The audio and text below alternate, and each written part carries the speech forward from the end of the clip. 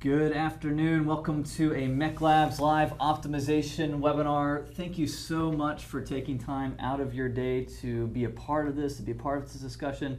This is where we're going to be really getting practical, getting our hands dirty and our feet wet, working on your actual pages.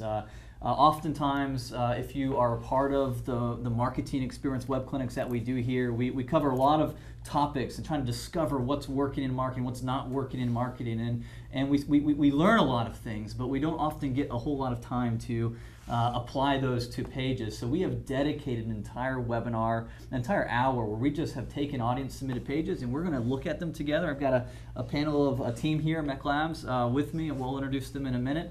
We're going to be looking at those together as we spend the next hour together. Before we get started, I want to say this. We love this to be conversational. We love this to be a dialogue, not just a monologue. And so there's several ways you can engage with us. Obviously, you've got Twitter on the screen. We've got people monitoring, watching that, engaging there. If we have resources, we usually send a link out through Twitter. You can keep an eye on that. But we also, and probably the thing that most of the audience uses is the question and answer feature provided by GoToWebinar, something Regina had just mentioned. You might just want to go ahead and pull that up right now and just take a swing. If you've never done it before, just practice it, shoot a little note, say, hey, test, whatever you want to do. Make sure you got it, make sure you can use it. For those who are on these every month, sure you're a pro, you got it down. Big thing is, I'm going to be asking you questions. I'm going to be getting feedback not just from this panel of experts, but I'm going to get feedback from the audience as well. We really want to turn this into a conversation about the pages and applying the principles that we have learned. And speaking of that, we are going to be at MECLABS, we have been doing research for the past 20 years trying to answer one question, which is, why do people say yes? What really works in getting people to choose one offer over another? And we have run experiment after experiment. We have the world's largest library of experiments and case studies trying to understand why do people say yes to a particular offer. And so we're going to be drawing from that. And to do that, I have a really robust panel here with me today. I'm going to get them to introduce themselves. And just kind of give you a sense of who they are and their background and kind of their passions here and really their focus on their research. So I want to start with Pamela. Pamela, why don't you introduce yourself? Hi, I'm Pamela Gesso. I am the Senior Director of Marketing here at MECLABS. I've been here for nearly 7 years. So since the old days at the beach, and been a part of these kinds of things, mostly on the behind the scenes, but excited to be part of the front of the camera today too.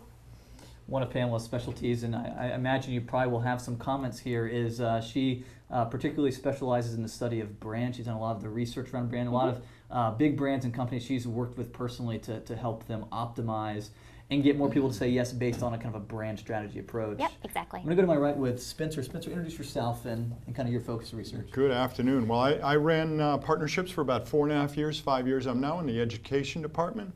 So I'm working with our UF graduate certificate students to make sure that they're successful, and just love looking at why people say yes. So really happy to be here today. Good. And thanks, Spencer. Excellent. Looking forward to some of the comments and the thoughts you have. Last but not least, over here to the far left, if you've been on these clinics, you probably recognize them. John, but for those who don't, John, introduce yourself. My name is John. I'm a Senior Manager of Executive Research and Development. I've got about 9 years here, just about over 9 years. I'm consider myself a practitioner. What I do now is I spend most of my time with meta-analyses, looking at the entire MECLABS database and Marketing Sherpa database, trying to find some really awesome discoveries. But really looking forward to providing some insight today. Awesome. So as you can see, we have a robust group here. We're going to have a robust dialogue around your pages. We have, how many pages, Ken, do we have set up? Yeah, so we've got about 8 pages right here in the can. We will try to get through all of them today. These have been hand-selected out of many submissions, and hopefully, perhaps maybe your page, if you submitted it, is in the mix today. Now, we are going to take a step back and just remind you what we talked about in our last clinic. It was kind of a unique clinic in that we looked at basically some cutting-edge research we did around subscriptions, and particularly digital subscriptions, and what was causing consumers to subscribe digitally versus not. It's a big challenge in the industry. We ran a pretty robust survey with over 900 consumers. We interviewed some of the top experts in the field, trying to overcome that and get digital subscriptions as well. And we would basically walk through last clinic 4 key principles, and these are the principles that we're going to be trying to apply today as a panel. So we're looking at pages, and not every page is a digital subscription page, and yet we're still going to bring this lens and looking at the pages, and obviously probably other comments as well as we go through. But we were going to be trying to apply these pieces, and so I just want to review them real fast. I'm not going to spend too much time here. There's I'll have a link here in a minute where you can go back and watch it if you didn't get a chance to see it. But one of the things that we noticed at this point 1 is that digital subscriptions, what we discovered is consumers don't quite yet get the product level value proposition of a digital subscription. They may actually value your company, they may value your product, but they don't quite understand what the value of a digital subscription is. And so the big takeaway from that is many of us are focusing on the wrong value proposition. We're trying to sell one thing when we really haven't got the customer to where they need to be. We're going to see that actually in some of the pages we're going to look at in a little bit. The other one, particularly for digital subscriptions, number 2, is that we have conditioned the consumer to expect a seamless experience. And this gets into this topic of friction that we teach a lot about here at MECLABS. Just from looking at the pages that we have coming up from just a cursory glance, we've got some friction issues, and we will definitely be talking about that today. Number 3, one of the things, and this applies to all products, but particularly for digital subscription, is that exclusivity was one of the primary drivers for why people subscribed digitally. And it was really fascinating. If you go back and look at the research, we actually did a chart where we asked people to rate what motivates you to digitally subscribe, and then we did a regression analysis to actually see what behavior predicted, and we noticed a disconnect between what people said and actually what predicted their behavior. It was real fascinating, but what predicted behavior and what motivated people to respond the most was the exclusive aspects of your digital subscription. That may seem like a lot, and if you didn't watch the clinic, there may be some confusion there. Go back, watch it, and it'll make a lot more sense. We're going to be looking at exclusivity. We're going to specifically be looking to see what is that point of exclusivity in the offers that are coming in the pages we're going to look at in a minute. And last but not least, one of the most probably encouraging things that we talked about in that clinic is that, and that we learned from consumers, is that we don't have to be, as marketers, afraid to ask our consumers to take an action. They're actually in some sense waiting for us to ask in many ways. And so to kind of give us a little bit of a boldness to step out and actually make that. That's what we heard from the survey data that we did with over 900 US consumers. So it was a really interesting clinic, a lot of interesting data. I can't go over it right now. On the screen, if you didn't get a chance to watch that, you can go to marketingexperiments.com. Marketingexperiments.com is where we as MECLABS kind of publish the most current findings and current learnings and discoveries from our research. It's free. We're not charging for anything for it. You don't even have to subscribe to get access to it, but it's all there for free. I think it's like 20 million plus dollars worth of research there for free. And so I would encourage you to check that out. It should be on the front page, the most recent clinic. You can just see it there, marketingexperience.com. I think I have done the review, and I am eager and excited to actually start looking and applying some of these principles. You guys ready for this? Yeah, Absolutely. let's go. Let's Audience, go. you guys ready for this? I see Steve says hello from Colorado. Hey, Steve. Good to have you on this clinic. All right, well, get your fingers ready because I'm going to pull up the first page. We're going to do some live optimization, and here's the first page. And as I pull it up, I want you to be asking yourself, what would be the things that you would change on this page? I want this to be more than just hearing from MECLABS and what MECLABS would do. I really would like you to put yourself in the shoes of the marketer for this page, whether you have a product like this or not. So here it is. I'm going to show it on screen. Take a moment, look at it. Can we go ahead and pull it up? Yeah, you can click it. Let's just click it and pull it up so we can see the whole page in context. Now, audience, take a look at this page, and as you're looking at it, I'm going to hold the team back for a minute on their comments. But as you're looking at it, ask yourself, what do you think is potentially hindering, or what could this page do differently that would generate more yeses, more response? So just take a look. So we have a rotating banner there at the top going through different pieces. Let's go ahead and slowly scroll down the page. All right, yep, good. All right, so you have a video there and you've got some copy Okay, scroll up to the top. Now, let me remind you, this is a page submitted by Kate. Kate, if you're on the line, would love to hear from you, so you could just say, hey, I'm here. But it's the audience is B2B, and the goal here is trying to get, this says IT sales. So we're trying to get people, probably more long cycle, trying to get someone from the ID department to purchase this solution. And so, audience, as you look at this page, ask yourself, what would you do to improve it? I see a few comments coming in. I just want to read those to you, and this is for you, Kate. This is from your peers. There's a, so it's, M. Dobmiller, sorry, I'm sure I'm butchering that name.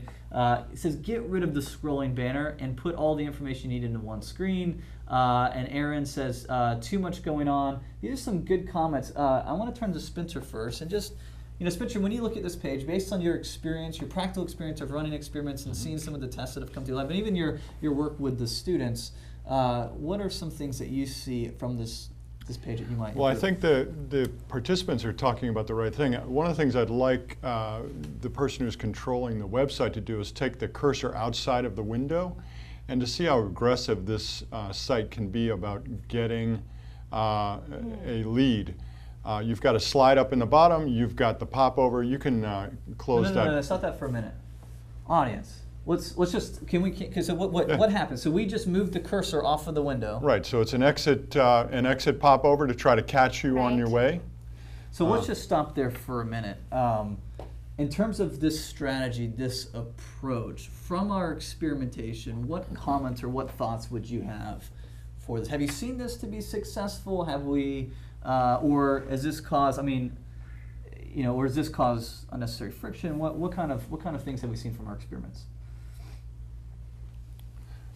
Well, from my feeling is it can be good if it is a content site and you want to get a subscriber. If you haven't asked them for being a subscriber yet, with the slide up, you're actually asking them a number of times. So I think, to me, what I feel personally is it's a very aggressive point. And what I'd want to do is look at the actual data and then test it as far as what's going on. Because it might be very good, but to me there's no real value in would you like to receive a hardware end-of-life alert. Okay, they're selling hardware, they're selling networking equipment, both used and new. They're also selling repair services. So that's important for that IT professional, but is it too aggressive? And that's the question I would have. It definitely has that sense of the sort of the last ditch effort, as you're about to leave. That no, come back. A little bit desperate, but I don't know that they're communicating enough value. I don't know why would I want to receive hardware end of life alerts. There's nothing appealing to me as I'm just going to say I may not even click. I may just X out. Yeah, and I'm hearing from the audience here. Suzanne says it's way too aggressive. Joan says, very irritating. I would say this, because I do know some tests that we've run with this. I don't think it was an exit banner. I do think it was kind of an entry banner focusing. I have seen that be effective in terms of bringing clarity, focusing the customer time. So it's not necessarily something that you can't use. I do think that, from a anxiety standpoint, when we consider that, this popping up at the last minute like this can create some anxiety and create some concern and some fear and kind of repulse. It feels a little spammy. But I think, let's just stay here for a minute. Let's look at that headline, because Spencer, I think you started to go there. Would you like to receive hardware, quote, end of life alerts? So let's just talk about, let me ask you this. Audience, panel, would you like to receive hardware end of life alerts? How many of us woke up this morning going, man, I just really hope I can receive some hardware end-of-life alerts? Well, let's put it in perspective, though, Austin, because I'm not responsible for 1,000 servers in my server farm or whatever. So for somebody like that, it might be very, very much. And I think this kind of underscores and misses a lot of the value that Curvature brings to the market, because they're identified by Gartner as one of the best. That's what I would lead with. There's a lot of value there, and the thing is that this does not indicate that at all. Yeah, and I think you're probably right to say that there's some motivation around maybe that, but there's so much probably greater value that you could speak to than just the word alerts. You can get alerts anywhere. why your alerts? What is it about your end-of-life alerts that make it different than the other company that wants to give me alerts as well? The last thing I want is to be spammed and to give you my email so that you can just hit me over and over again. So I wasn't expecting this pop-up, but let's go ahead and click no out of that and see what happens. All right. One thing to keep in mind, guys, too, is that this homepage looks a lot like a political playground. One of the things that I experience a lot when working with partners is sometimes when you have a homepage, you actually are dealing with people who are fighting for different territories. And one of the things that really it strikes me, and so I mean, look at the tactics they're using, the download this ebook, coming up from under, the popover, all of those things are kind of things that you resort to when you really don't have any control over the site itself. Yeah. So to Spencer's point, don't discount those. But if you could fight for something, if you could fight for space, even in the rotating banner, and that's a perfect political piece because everybody gets their place, but I've tested against that and it doesn't do well at all, those rotating banners, especially if you have a goal like getting IT sales and maybe that's like 5 or 3 slides in. So that's something to keep in mind. So when you say the entry-level pop-up, Austin, when I've had sites that I've had to do testing on, where I've had this exact dilemma and we couldn't really do anything, that entry-level pop-up was a key thing to bring focus because number one, we couldn't change anything. We couldn't work within the political underworkings to try and relieve people to the idea that we could move this. So we would do something like an entry-level popover with a message a lot clearer than end-of-life alerts. Simply saying, what are the 3 things, you can do 3 things at this site. And that was the way that we bypassed that to get to places where we can actually make a difference, product pages. So one of the things that I would advise you guys to do is if that is the case here, I don't know, apart from what they're going to tell you, like you need a headline, you need to get rid of the rotating banner, you need to actually be clear about what they can do with this site really fast. But if you can't do any of that, then try and achieve that in a popover temporarily until you can start, relieving people of, hey, listen, I'm not going to mess anything up. We've got a really good idea and start working inside your organization. I'd be interested in how popovers test over time because I think I see almost every single site that I go to these days has a popover. So I'd like to see is there fatigue from that? People just Xing out right away. Yeah. So I don't have results to back that up, but I'd be interested to see what happens. Yeah, well, one of the things I look at is the slide in from the bottom. What I see as a value in that is if they're actually interacting with the site, if they're starting to scroll down, have it slide up because that's the call to action I'm asking. They're actually getting some information. But if you look at it right now, Gartner identifies curvature, and then you've got the 3 areas which are putting people in, it's like the traffic cop of the home page, neuro pre-owned servers. That's really good stuff right there. The challenge is with the rotating banner and everything like that, you're not focusing their thought process. You're not managing that thought process and getting them to that. And just one last point, the latest news, I clicked on one of these and it was from a year ago. So it's one of those things that if it is latest news, do it.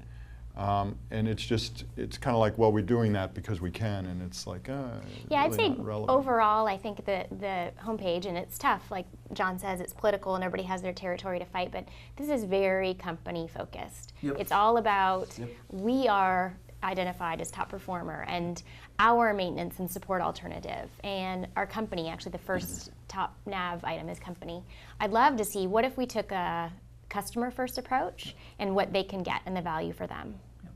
I think that's, connecting back to the research that we heard from consumers. I think the first and obvious thing that the audience, you guys felt, and this panel went to immediately was just a lot of stuff going on this page, which is not a seamless experience. It's a very disjointed, and so there's many ways you can address that. Sometimes if you have the power, you can reduce all the stuff going on this page. If you don't have the power, you can do something creative like John's proposed in terms of something that is like a pop-up that would focus your attention, but you need more focus here. Right now, this page is like walking into a store and having like 10 people shout at you at the same time.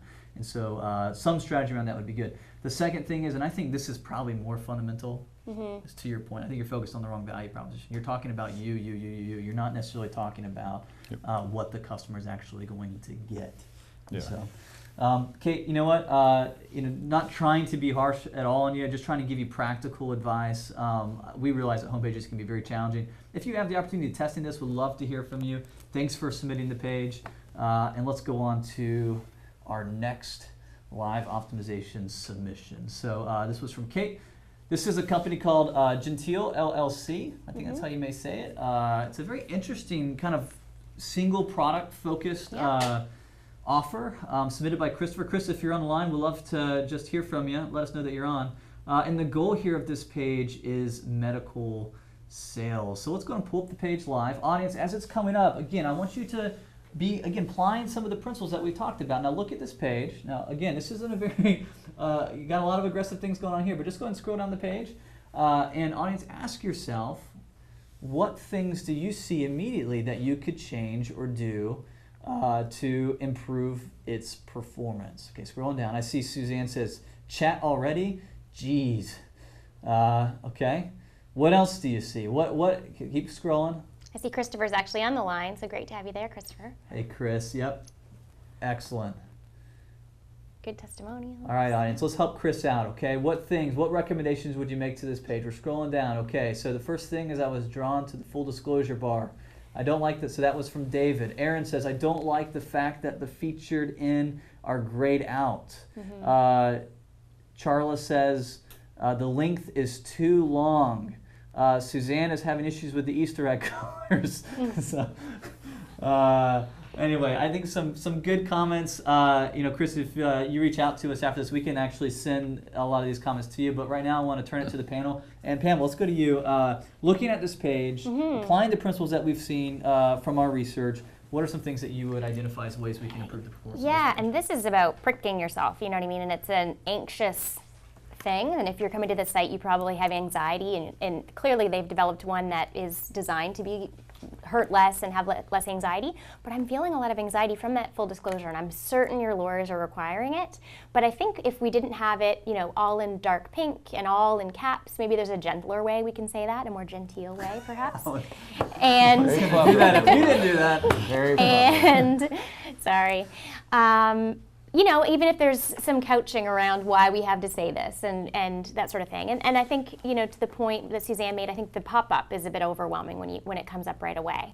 I think there is some really good things, like the watch real-life reactions, right? Like I want to see what that's like. There's some good testimonials that happen, so. What I like about that, Chris, the watch real-life, it's a good micro yes, right? You're not asking for too much.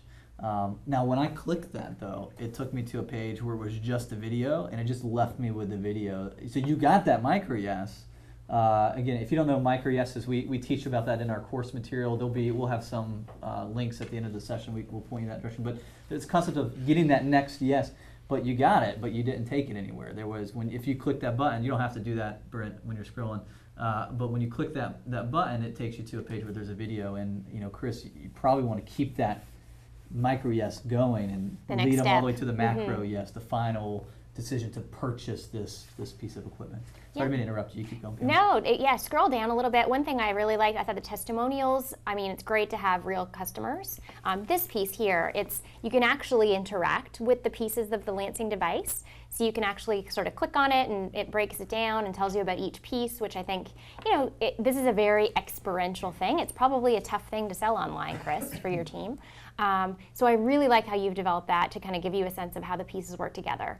I think the opportunity with the testimonials, I'll just speak to that quickly, is I think they could be a little bit more powerful. I think we've taught before and we've done some testing around testimonials, who is saying it, and then the power of what is it that they're saying. So I think there's an opportunity. Some of them have really great points. I think some of them could be strengthened as well. Good. I see that Christopher says, the FDA demanded that we say these types of words. And so let me ask you guys this. Obviously, Christopher's in this situation. There would be people on the line in this situation where they are having to put copy that they wouldn't necessarily choose to put on their page, but because of legal or how do you deal with that? How do you bring that in without minimizing? Like this, I think you're right, Pamela. It creates a lot of anxiety and concern. Does it have to be all caps? Does it have to be bright pink? You know what I mean? Honestly, how many websites do you guys encounter where there's like a cookie disclosure anymore? I get it all the time. In fact, I'm like, okay, fine, whatever. Like, I'm a marketer. So in the grand scheme of things, I'm going to argue, or my hypothesis would be, it doesn't matter as much. You know what matters more to me, as you scroll up, is the headline. You're asking a question. You're asking me. And I'm like, well, yeah, how else do I know it's going to work, right? Because they always hurt. That's just the way it is. I mean, you need this to live. It doesn't matter if it hurts. So that's kind of probably a bad way to start it.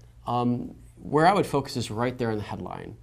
And I think your value proposition lies in the fact that it doesn't hurt as much as everything else. And that's important to people, and that you don't have to do it on your fingertips, that you can do it somewhere else. And guys, I'm just saying this based off of what I'm seeing as you were scrolling down. So and then watch real life reactions. Why do I want to watch people get poked? I mean, maybe if I want to watch them poke somewhere else. So there's a real problem here with what they're focusing on. We would all agree that their value proposition, Christopher, it seems like your value proposition for this product is that it doesn't hurt as much as the other stuff. And that's cool with me, right? And I like that. So why not say it like, get the only Lancet that get the least hurting Lancet or something to that extent. This is what you get. And then literally you have the right content in the page, but it's way down there. So pull it right up. You no poking fingertips anymore. Boom. And keep going, keep going. I think they probably can't say it doesn't hurt as much as all the others. There are ways that you can get that conclusion. Keep going, guys, keep going. Why our customers love it. Boom. Give fingertips a break. That's all you have to say. Boom. Let them sleep. I don't know how many times I'm afraid of waking up my kid when I'm trying to take their temperature. Now, if I have to draw their blood and do that every time because they need it, I don't want to wake them up. So that's important to me.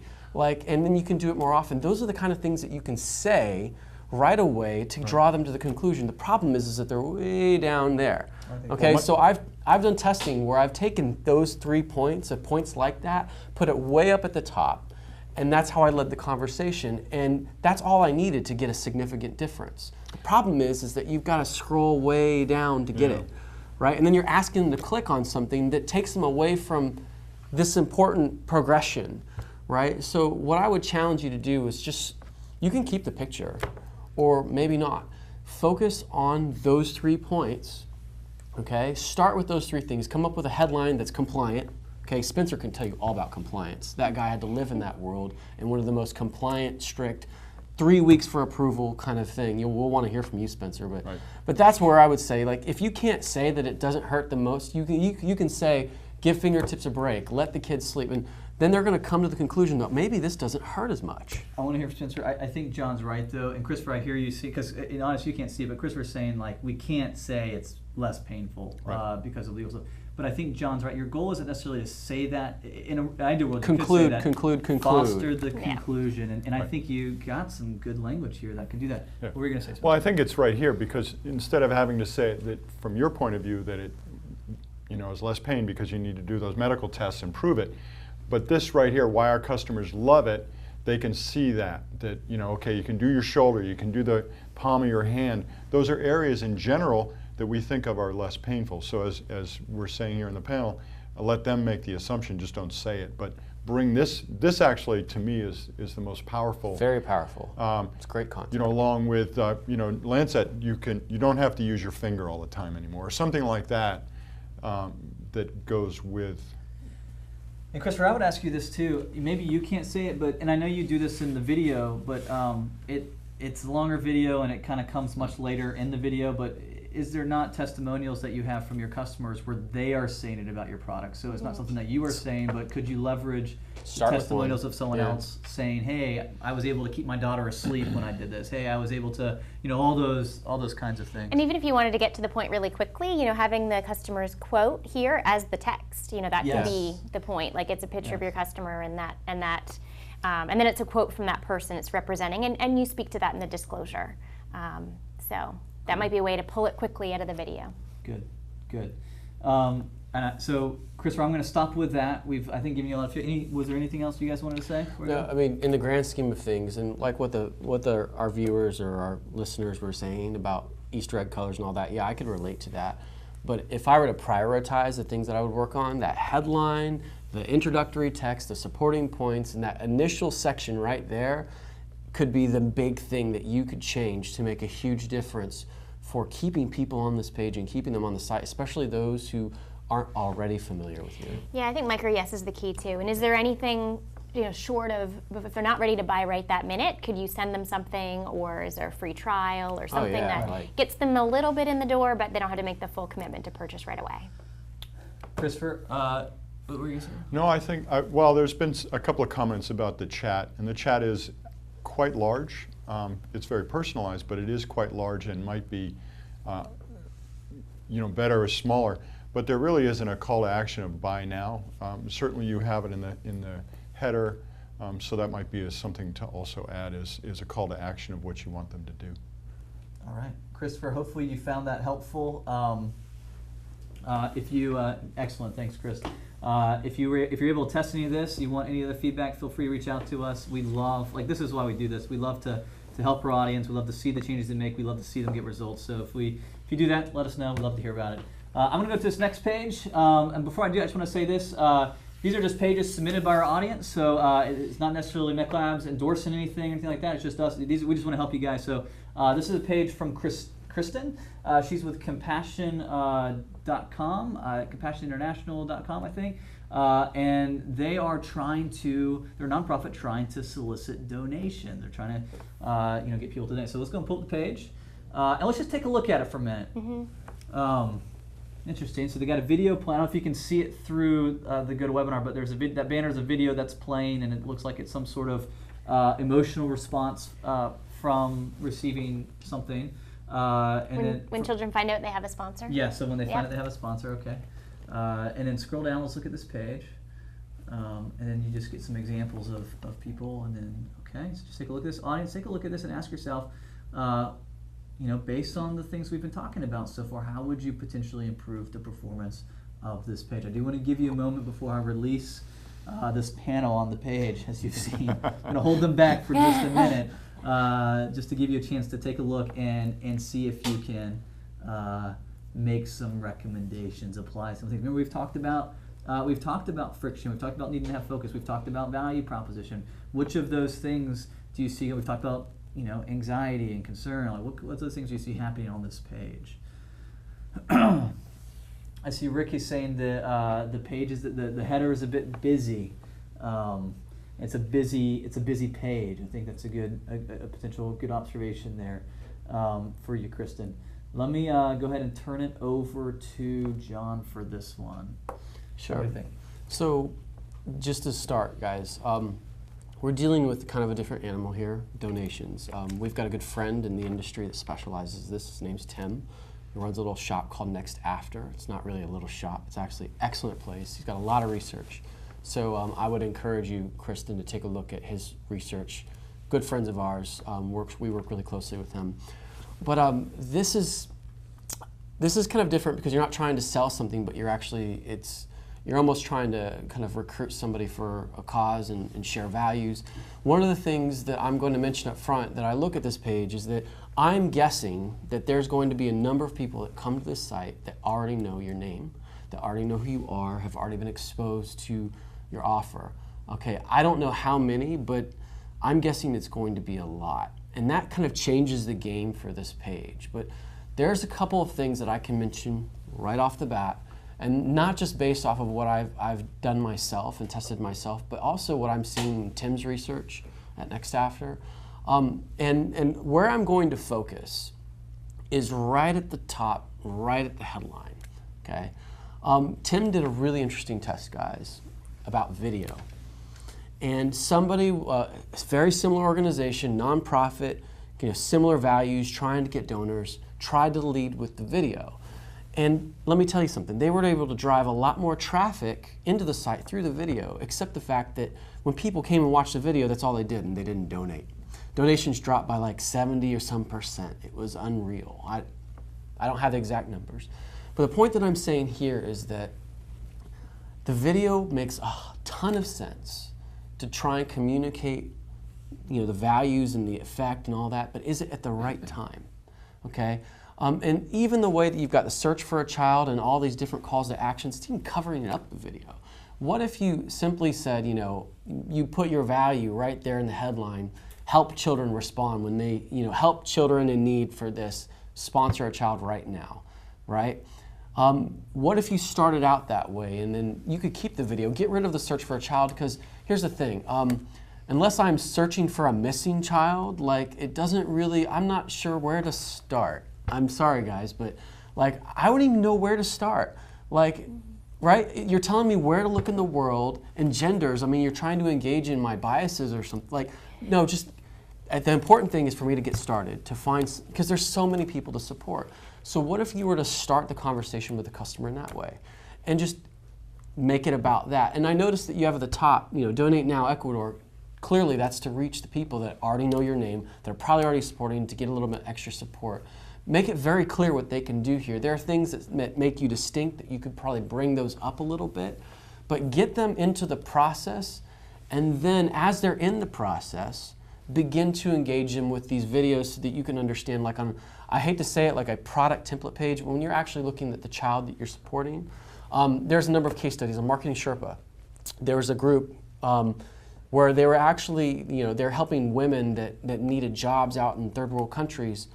And what they would do is you would go on there and you would buy their products, but they would talk about, you would look at the product on the page, and then it would, right there would talk about the women who were making it, where they were from, the challenges they were facing. At that point in time, it became really important to know about their situation. But right now, you just need to align with them on that general level. Like, that's what I'm going to recommend. If you haven't already gone down that road, what makes this tricky, guys, is that I don't know what percentage of visitors are coming here that already know your name. It seems like they are assuming a lot already on the visitor. That Right. They know who they are, because it immediately assumes they know that you sponsor children, and your first next step is to search for a child. Right. So, I mean, Are they actually there yet? yeah, why are you asking me to watch a video if you want me to get started on sponsoring the child? Like, why? And then there's multiple calls to action. Just I didn't see that. focus. Yeah. Focus them down one Yeah. path. Yeah. Get them started, get them engaged. And when they start looking at the children and they can start getting into their story, like, man, what a great time to then engage them. Like, this is just, Yeah, no, I guys, think I'd love to hear from. Well, I want to just point out one comment from the audience, and then Pamela, I'd love to hear from you. Kristen, Marcelo in the audience has an interesting just observation, because he's done the compassion thing, or he's been a part of it, and he says one of the most powerful parts of that process is when the sponsor receives a letter from the kids. So with the video, I know what you're trying to do with the video. You're trying to get to this resulting experience of the value proposition. Like that is your value proposition, bringing this kind of joy to people. It is the way you've executed is very distracting, very hard. We could simplify that. But another approach might be to actually show, put some words to it. Show like a letter or something that's written. It doesn't have to be right away, but if that's a key, powerful moment, I think Marcelo may have a good point. What are your thoughts, Pamela? Yeah, I'm just thinking on the brand side of things. So you clearly have just a very emotional product, and you can't talk about products, like John said, product page. Right. We hate to call it that. Sounds weird. We can't call it leads. Right. It's not how we talk about people. But I just wanted to note at the top, you've got a sort of a little mini top nav with your compassion store and your account and my cart, which I think if we can I think that is pretty distracting. Like for me, it kind of is not in the same words as how to donate and sponsor a child. I'm sure you have products. It's not, it's probably shirts and merchandise and that kind of thing. But I would just maybe minimize that. I just think that doesn't support. And I think again, in just trying to streamline where you want to enter, and per John's point, where do I go and how do I get in there? I think I would just clean up some of that top nav as well with the search and the contact. And could some of those go maybe in the footer or within a drop down within the nav? One of the things that I noticed, because there are a lot of organizations that support children around the world, is why compassion in Jesus' name over any other organization? Yep. Are you more efficient at it, so your monies are more efficiently expended? I noticed that there were 7,000 church communities. Scroll down, because that was where I was going to take us. There were- There's a good want mention at the bottom that doesn't indicate that. But it's not up in the bottom. top here. It's kind of selling. People get it pretty quickly of what we're trying to do. Yeah, if you can roll down a little bit Scroll more. down on the page, just a little bit. Keep going, keep going, keep going. It's way There's a down little here pie at the chart. bottom. And there you go. What makes distinct? Yep, keep Right. scrolling, keep scrolling. Just a little, There's there you go. There's a footer pie chart that I know caught my eye. Right, as far as the does say- percentage of that's spent, it's Little even lower? farther down. Is it? It's even farther down. Because there are a lot of organizations out there that, that do this work. And I think that you need to communicate to people why they should do it with you. Now, if it's promoted by your church, then that's another issue. They're already known, the credibility is already there. It's already established. So that's the motivation right you need to be looking at as far as that goes. So certainly I would want to see what's the motivation and then match their motivation with the proper messaging at that point. I think if you haven't really done a lot of research, like is 81.8% good? Like is that, like what scale? And it does say one of the highest percentages for a child sponsorship organization. It'd be great to show, I mean, not other organizations, but maybe like the average in this area is this, or this is the mean, or something like that, just to show where you are. But I think that is buried pretty deep, which I think is a rational thing people think about when they're donating. All right, guys, so here's what we're going to do. We're going to move off of compassion. Kristen, hopefully you got some valuable stuff out of that. There's other things we can see on this page. Here's what I want to do, guys. We've made it through, how many pages at this point? 4. Okay, 3. All right, so we have 20 minutes left. What I want to do is I want to pick up the pace. I want to, oh, Kristen, it's good to see you on the line. Awesome. Hopefully, if you test any of this, let us know. Here's what I want to do. We're going to pull up the next page. I want us to go fast. I want us to pick up our pace and try to do kind of rapid fire observations and quick kind of recommendations. Audience, I'd like you to do the same with us, okay? So I'm about to pull up the page. As soon as I show it to you, I want you to quickly identify things that we'd improve on this page. Let's help this. Let's help Tom out. And here's the page. It is Open Systems. Go ahead and click the link.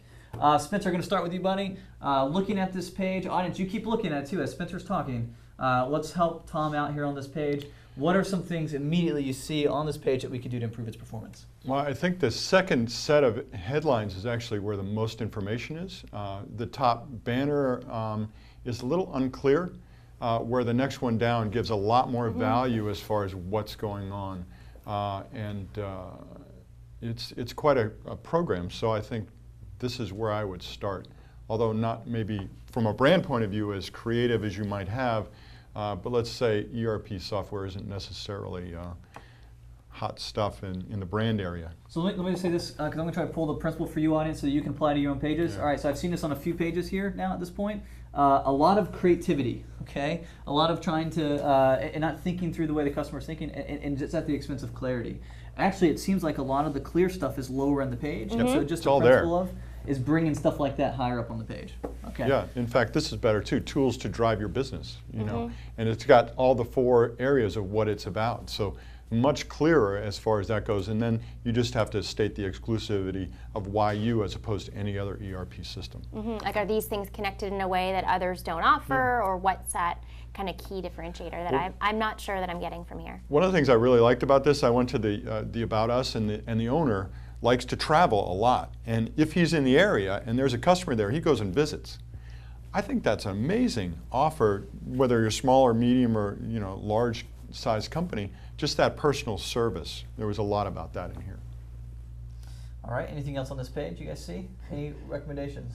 It's funny that they wait until now to start talking about what ERP software can do for you. If you're watching the scrolling, I've enough chit chat. That's what I think is interesting. So you're calling everything you said above. So wait a minute. Well, what was all of that above then for, right? Like again, so yeah. If what really matters to the customer is that far down, maybe you should test bringing it up a little bit.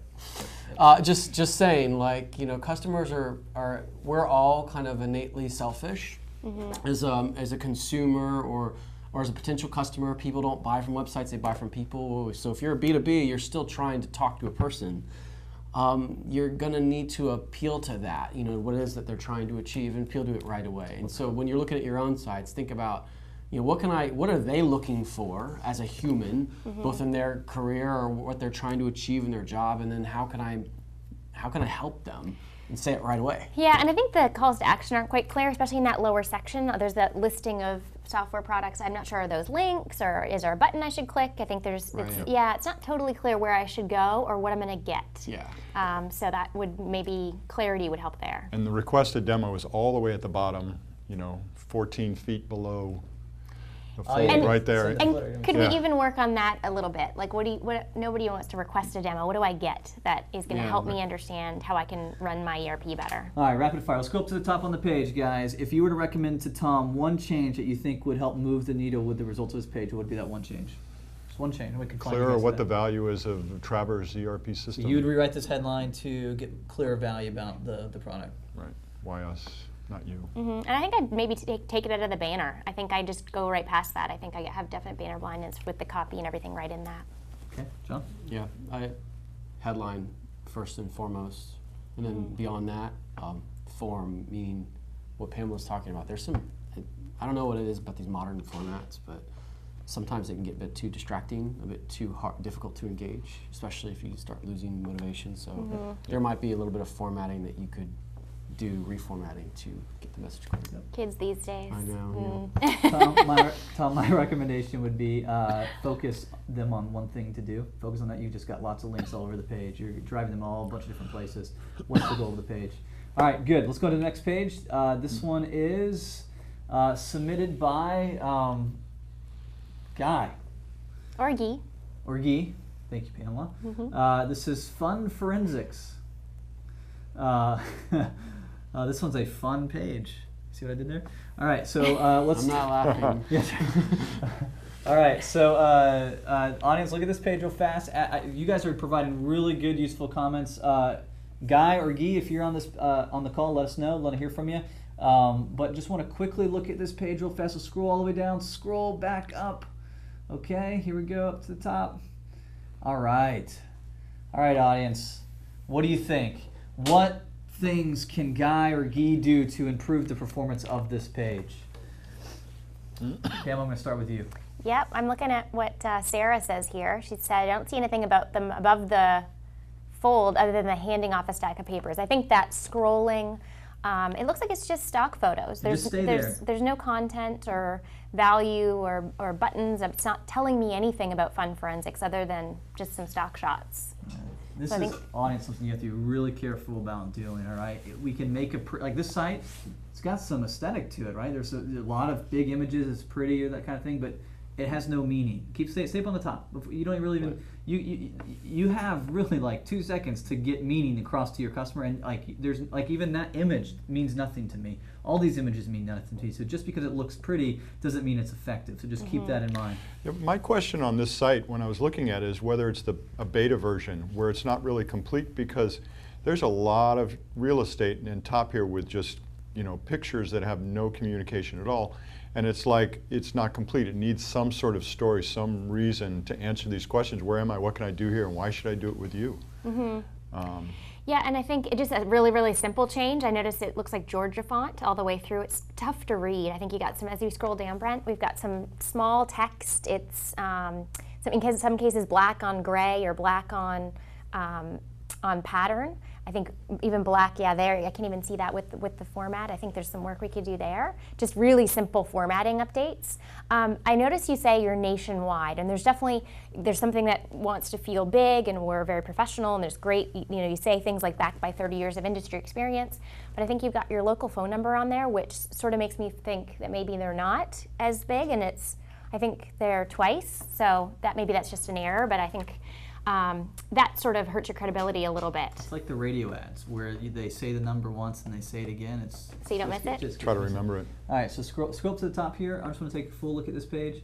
One of the things, Guy, that I would suggest is scroll down. I just want to see if it's in the copy at all. All right, start right there. Yep. Yeah, so first off, even I'm sure audience you feel this too, like trying to get any insight from this copy is very difficult because it's very thick paragraphs, nothing's bulleted, nothing's highlighted. So I would ask you, Guy, what is the thing that makes your particular consulting group uniquely valuable? It's this idea of exclusivity that we saw in the digital subscription research. Like, what is it that makes your piece exclusively valuable? Because anyone can say unlock your growth catalyst. First off, there's so much confusion around what growth catalyst, what that means. But there's something, I know, because you exist and you have a passion about this, there's something that makes you unique. Why do I need to go to you rather than anyone else? And I would say probably in your headline, I think we've been hitting on this over and over again, like one of the first things, it's like the first impression. Your headline needs to not ask a question, not be clever, but just clearly express something of value, something to the exclusive value you bring to the marketplace. Right, get X from the only place that does Y.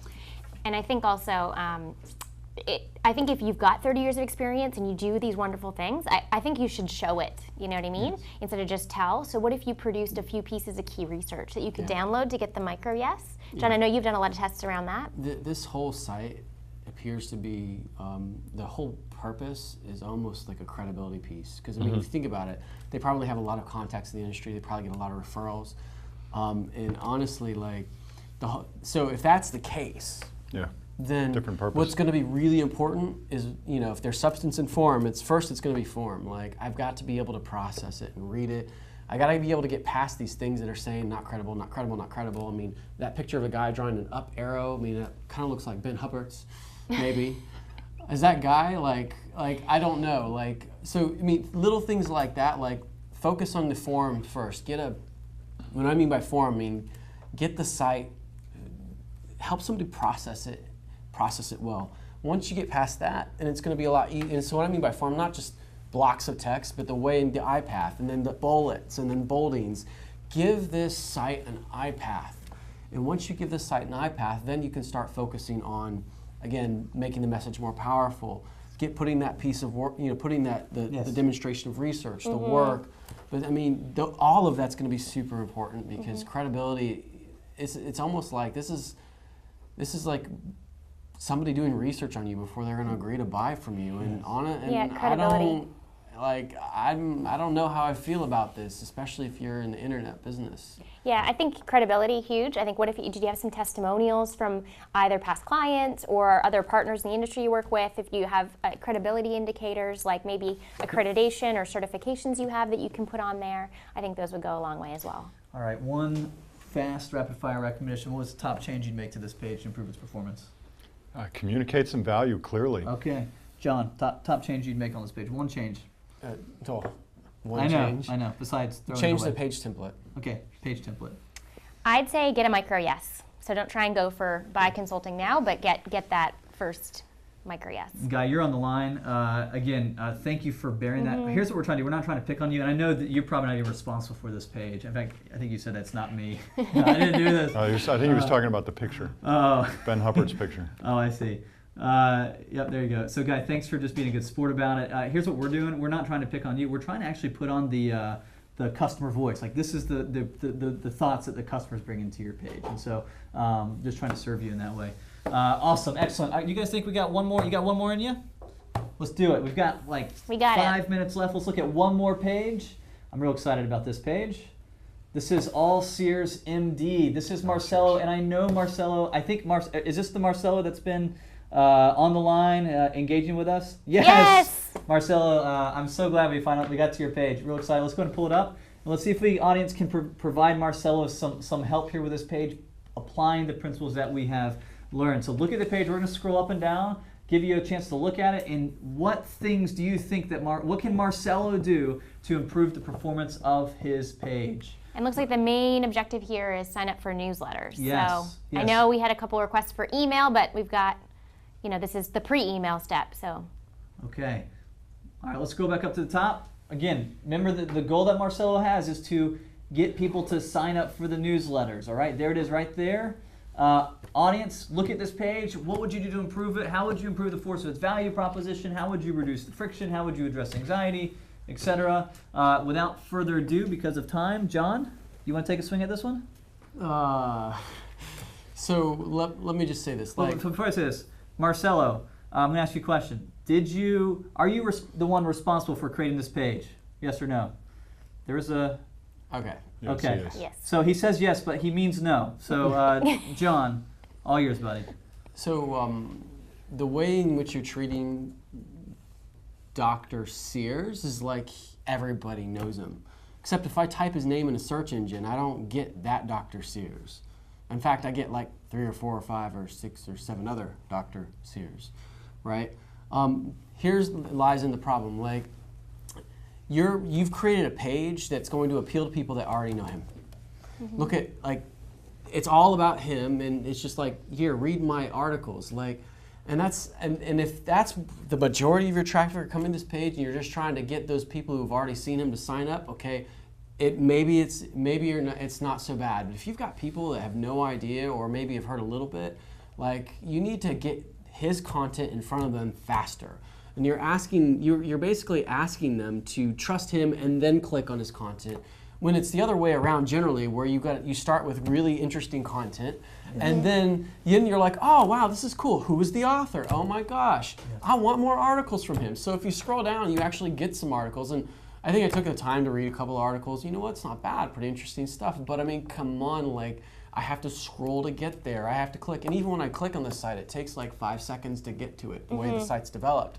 My biggest piece of advice is, like, again, if the people that are coming to this page don't know him super well and aren't super fans, then you need to reverse kind of the focus. You need to hook them in, not so much from his picture and his image and him, but his content, his thought leadership, and all of that. It almost needs to feel, it almost needs to feel more like a news or like a interesting content site, rather than, this is like a personal resume site to me. Like, this is a site for people that know him already and are, like, interested in him already, and are wanting to be more of a super fan based on the way it's constructed. Guys, what do you think? John, what I'd like to know more is how people are getting there. Exactly. Is this email list going out? You buy a list and send out inquiries. Is it PPC ads? Is it organic? How do people get here? Because really, we're looking at motivation in this situation. Because if there are people that already know Al, then they're going to sign up. But because you're signing them up for this as a subscriber, you're catering to people who don't know him. So that's the conflict in me, what John's talking about. I think for me, there's a process level value proposition that's missing. So I see the articles there. I can get the articles here. Why should I sign up? What do I get when they sign up? Is it, we deliver the news, when it hits right away? There's always news about the latest thing that's going to save you or kill you.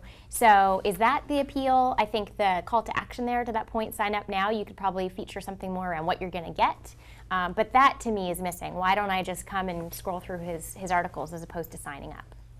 Yeah, we're asking too much too soon at this point of time, based on what I know of the subscribers. Unless they already know you, they've already seen you at a speech, they've already seen you on a talk show, they've already seen you, like, those are the kind of instances where I'm like, oh yeah, well, if they've already been through that, then yeah, okay, he can ask them for that right away. Yes. But if they haven't, like, then it's not helping, it's hurting you. It's like, why would I want his advice? I mean, and on anti-aging, like, I don't even want to go, like, I won't even go there. That's more for me, John. It's more for me. Let me just say this, Marcel, because I know we've been going fast and we've been focused on some of the pain points. I will say this, of the sites we've looked at so far, there's a lot of things I can point wrong to it, but at least it's opening with a straightforward conversation. It's engaging someone right away with some text. A lot of the sites we've looked at today have been all over the place, like you're being shot with a shotgun. This one at least is focusing you. I do think the text is probably wrong, and the approach is wrong, but I think that in terms of the way you have the page flowing, in terms of the structure, I think it's better than some of the pages we've seen. The form is good. The form is better. The substance is where we have a challenge. The form is more workable, right? Yes. The substance is what I would focus on. Here's what I'm hearing from the audience, Marcella. So you can get, it's not just us up here, it's the audience. Scroll back up to the top. Everyone is having a hard time believing you. There's a major credibility issue here, even in the appearance of Al. He actually appears uncredible. I don't know, how to totally break that down, but even from his smile, his posture, that's some of the feedback getting from the audience. The other thing is, anyone can say America's #1 anti-aging pioneer. You need to bring some evidentials into that. John's approach, I think, is a smart one to do that. Instead of focusing on making claims like that, focus on the actual content and just create more of like a content site, less of a personal resume site. But there's other ways you can do that too. Instead of just claiming something about him, just because he writes on these topics doesn't make him a pioneer. What makes him a pioneer? What has he done? You said he has groundbreaking actual natural health solutions. What are those things? Start describing that. You do have 500,000 plus subscribers. That helps. That really does help. but I don't know why. Like right now I'm going, why in the world do 500,000 people subscribe to this guy? Because I don't know him, number one. And if you don't know him, you're going to be asking the same question that we all have, and the audience included. Here's my question: is if there are really 500,000 subscribers, why haven't I heard about him before? Yeah. So yeah, if you were to start with a content approach with an article, one thing that they do have is they have the sharing kind of little widgets. Mm-hmm. And if you go, and you'll actually see some of the articles of thousands of Facebook shares on them, which is social proof in the subliminal world, which you could lead off with a little bit. You could say, oh, well, maybe so people are sharing it, so maybe I should read it. Like, you don't have to put all the sharing widgets there if there's 0, but so there's some value there. You actually have to click on it to see it. Like, yeah, and I think a lot of this information is available readily in a lot of places. That's your other challenge, is why would I come here instead of going and reading the health section on a newspaper site or something else? Is it because you have a team that's exhaustively researching every day? Some of those exclusivity claims I think would help a lot too. All right, one change, guys. I'll start with Pamela. One change. I think credibility indicators. I think, whatever the reason is that you have these things, awards or accreditation, John? Start with articles. What results can I expect from, following his That's good. regimen? Good, good. Marcelo, first off, thanks for engaging and being on this and submitting this page. Like I've said with everyone else, would love to see if you make any changes, you run any tests. If you'd like any more feedback, feel free to reach out to us. We love helping the audience with these kinds of things. Audience, you guys have been great today. You have contributed. You have participated in the feedback. A lot of this feedback we will be giving to the people. So thank you for doing that. Hope you found value. If we didn't get to your page, that's okay. We do this once a month, and so we'll try to get to your page next time. I do want to thank you guys, audience. I want to thank the panel for being here. Spencer, Pamela, John, thank you guys for taking time out of your busy research schedule to be here on this call. And then we have a whole team of media producers. We're in a studio here, and just thank everyone for all your effort on this, guys. Really appreciate it. Audience, a lot of times we get questions about what can I do next? How can I apply some of these things? Obviously, we've had a good, robust conversation today, but if you want to go deeper, we've mentioned some concepts like value proposition and friction and those kinds of pieces. If that's something you want to learn more about, we actually teach those things systematically in our online certification courses. If you have a team, we can come and actually teach you on site. We do that a lot. A lot of times we'll go for a day and just teach the team and transfer a lot of these principles and get them up to speed really fast. And then also, if you're just interested in running experiments, kind of like some of the experiments we show in these clinics, we're always looking for people who are aggressive to do research with us, to want to learn and discover what really works with the customer. So those are just additional resources you have access to. When you exit out of the clinic, you'll get a pop-up, and if that's something that interests you, you just click one of those boxes there. Audience, again, thank you for your time. Really appreciate you taking time out of your schedule. You know what? If you can, before you go, let us know. How this helped you, what you found most valuable, areas that you would even make it more valuable to you in the closing survey. We just love serving you guys, getting feedback from you, and optimizing these as we go forward. Until then, we'll see you back here in a few weeks.